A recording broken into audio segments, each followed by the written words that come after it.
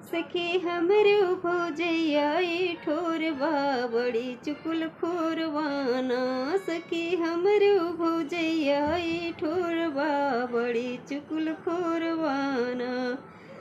सखी हमरो भौजैया ठोरवा बड़ी चुकुल खोरवाना। सखी हमरो भौजैया ठोरवा बड़ी चुकुल खोरवाना। उठे 8 बजे सोई कई के मान मामा लीन कई के मान मामा लीन हो कई के मान मामा लीन हो। कहीं दहिया मा पीर बड़ी जोरवा बड़ी चुकुल खोरवाना।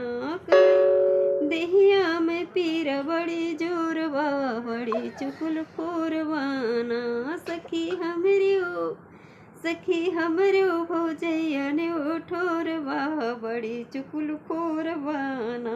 सखी हमरो भौजैया ठोरवा बड़ी चुकुल खोरवाना। सखी हमरो भौजैया ठोरवा बड़ी चुकुल खोरवाना। हमका तो समझे अपने नौकरानी तनी रंगे उनका गोरवा बड़ी चुकुल खोरवाना। तनी रंगे उनका गोरवा बड़ी चुकुल खोरवाना। सखी